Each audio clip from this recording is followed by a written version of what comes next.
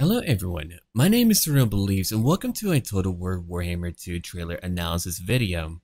When I was talking to a good buddy of mine named Lincoln, he was asking me a lot of questions about the lore and I was able to answer his questions. And so I figured that I should probably make a video where I extrapolate information from the trailer. That way, if you don't know a lot about Warhammer, you'll know who they are and why they're there. I'll be pausing quite a bit, and here we go.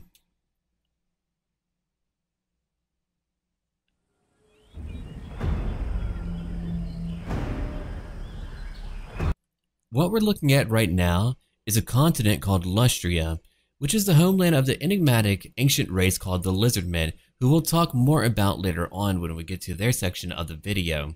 But what you need to know about Lustria is that it wasn't always covered in jungle as it is now. Long ago, the Lizardmen found that their defenses for their cities were largely inadequate. That is when they had the entire landscape covered in jungle. It is a location filled with dinosaurs, plants that might kill you, and just generally a very inhospitable environment for anyone to visit unless you're a lizard man or just one of the other many dinosaurs who live here.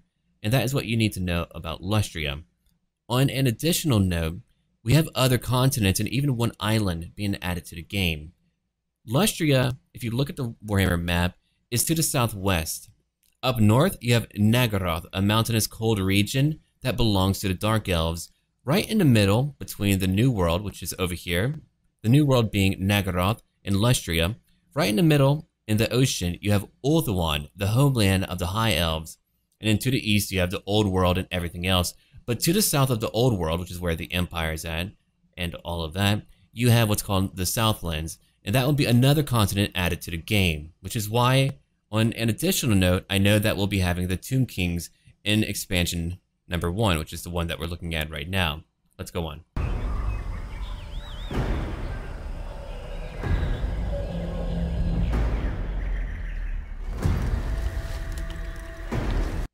What we're looking at right now are Dark Elves. They're known as the Druchi. They were formerly members of the High Elven Kingdom until their leader, their king, the Witch King Malekith, tried to lead a revolt into a bitter civil war that caused many elves to die, and they were cast out after that civil war.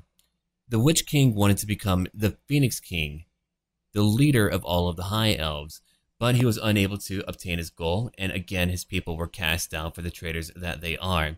Unlike the High Elves, even though they are much like them in appearance, they are nothing like them in personality and temperament. They are a cruel and spiteful people who engage in slave trade on a massive scale. They have a large culture, not only based on slavery, but also sea trade. And by sea trade, I mean going out to raid, going out to take wealth from other peoples, whether it's humans, whether it's dwarfs, whoever they can find. They will embark on massive constructs called Black Arcs, and these are like mobile hubs where they can have their ships come in and out of, where they go raid and pillage all over the lands.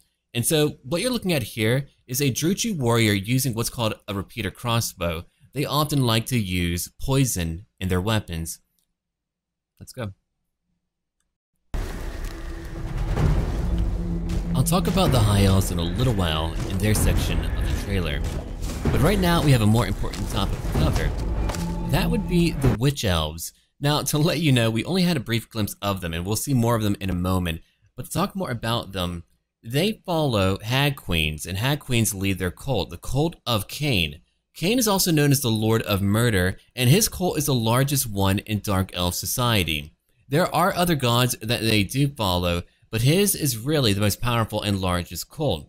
He demands sacrifice. I mean, when you're known as a Lord of Murder, you know what his followers will be like.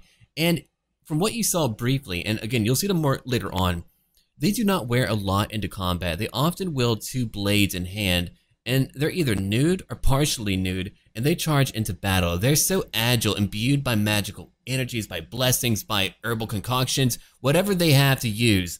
And they're so powerful that you will only see a flurry of blades before you're even cut down. They're really no joke. You might think it's a little bit impractical, but when you have inhuman powers imbued in you, you're a really dangerous threat. And again, they're called the Brides of Cain. Who we're looking at right now is a very important figure in High Elven society. He's one of the most powerful spellcasters in all of the world, and his name is Teclis. He is the twin brother of Tyrion, who we can talk about maybe later whenever we do see him. Teclis is a descendant of a past Everqueen and the first Phoenix King too. That would be Anarion, the Phoenix King, and Asteriel, the Everqueen. And he's a descendant through them, through their firstborn child, Morelion. And because of that, that means that he's actually a distant relative of Malekith. But that part isn't really important here. What you need to know about him is that his twin brother, Tyrion, is a great champion, a great warrior, whereas Teclis was not. He was a sickly elf who wasn't very powerful in martial affairs, but while he was weak physically, he dedicated his life and craft to the art of study and magic. And because of that, again, he is one of the most powerful spellcasters in all of the world. During the time of Emperor Magnus the Pious in the Empire, he was asked to found the colleges of magic. So you can thank him for the fact that humans are able to use magic as they are. Unlike the humans, elven sorceresses, elven spellcasters can use every wind of magic. There are various winds of magic. That is why for the humans you'll have a jade wizard, you'll have a bright wizard, but Teclis here can use them all. Who we're looking at right now are the High Elves. To let you know, the High Elves are also known as the Asur, and they're made up of 10 independent realms in Ulthuan. You have what's called the Inner Kingdoms, which are the kingdoms located on the inner part of the Isle. Then on the outer part of the Isle, you have the other kingdoms, known as the Outer Kingdoms, and they're led by the Everqueen and the Phoenix King as well. They are a beautiful, compassionate people who once dominated the entire world for the most part. They had colonies all over. They were masters of craft, of shipbuilding, of everything that you could think of, even magic too. But after a lot of issues cropped up, such as a demonic invasion after the collapse of the North and South Pole, and after a bitter civil war with their own people, and even a war with the dwarves, or dwarfs, because dwarves would only be applicable to Tolkien's universe, not the Warhammer one. I have to often correct myself.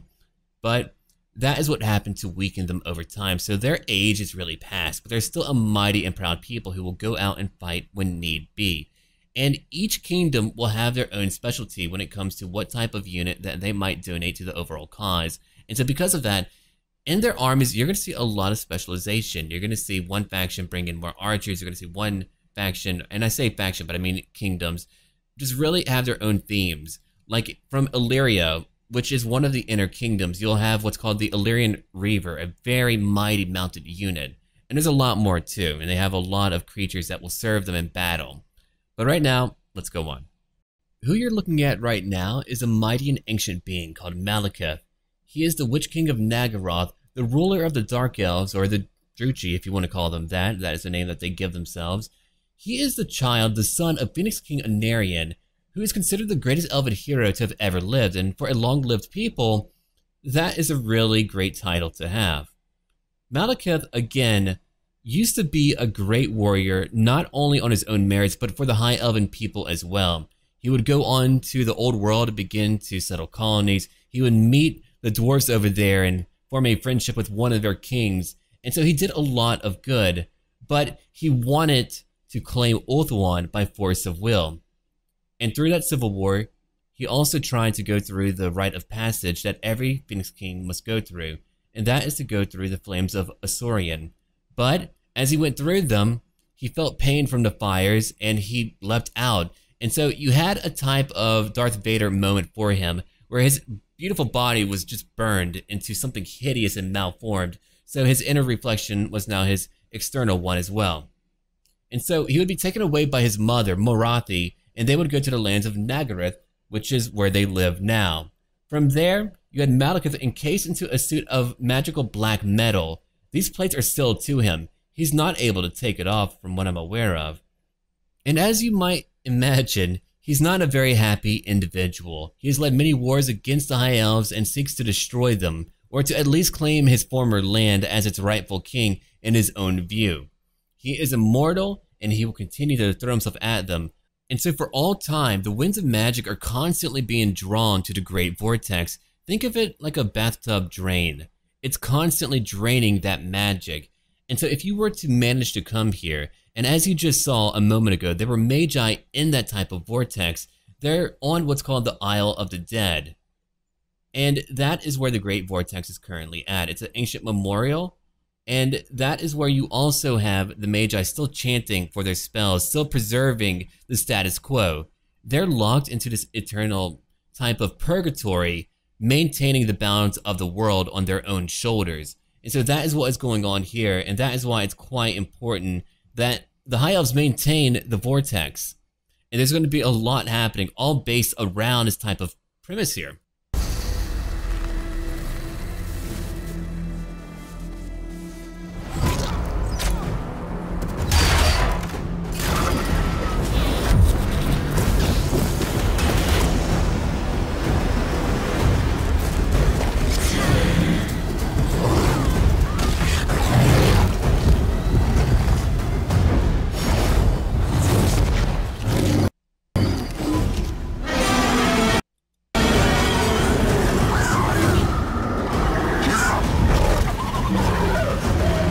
Okay, here's a good stopping place. I was trying to find like the proper location where we would be able to really talk about things and also look at what we have to look at, which is something very interesting.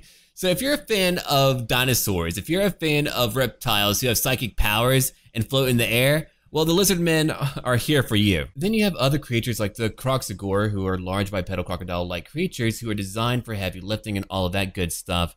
Now, it's a mixture of a bunch of cultures in South America, the Aztecs, Mayans, and Incas, which is a common trope that you usually have them all lumped in together, but that is really their influence, as you can see right here. And let's go on.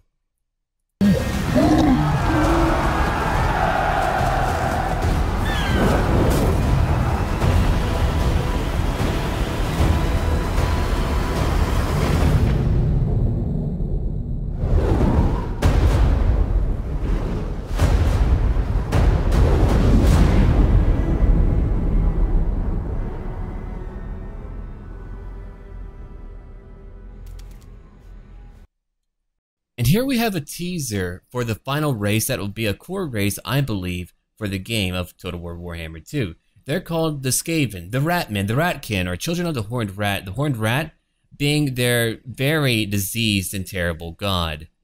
Now, to know a little bit more about them, they were really warped and corrupted by what's called the Warpstone, which is all that you have as part of Morsliev, the moon in the sky that glows with an ominous hue.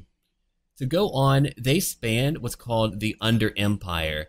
That's everywhere. The Under Empire is everywhere underground. In Lustria, in the Old World, everywhere. So I'm really wondering what their mechanics will be like because of that. And they're all divided into their own clans, and their own clans will have different specialties. They'll have their own type of goals and wants, and they're very cutthroat. If you want a promotion, you better kill and connive your way to the very top. Otherwise, you will not make it. There is no kindness, there is no love in Skaven society. If you're weak, you will be trampled. If you're weak but you have a purpose, they're going to use you until you're dead. They're able to use technology such as guns, such as cannon, and other things, all based around Warpstone, again, which again is an element that normal people, like of the Empire or the High Elves, do not want near them. And they have a lot of massive creatures too that we're definitely going to see in the game. And so, here we have a little bit of a teaser, but they're definitely going to be in, and I think that's really cool. But yeah, that's just kind of like my basis of a quick introduction to everything that we were looking at. I hope that you did enjoy it, and you would like to see more. And if you would like to have more lore videos where I actually go into detail and talk more about everything that I've kind of touched up on here, let me know down below, and I can definitely do that. And make sure that you do check out my channel for more Warhammer content, and my RPG channel too down below, where I have The Witcher 3 and Mass Effect. And leave a like, share it with your friends, do whatever. And as always, until then.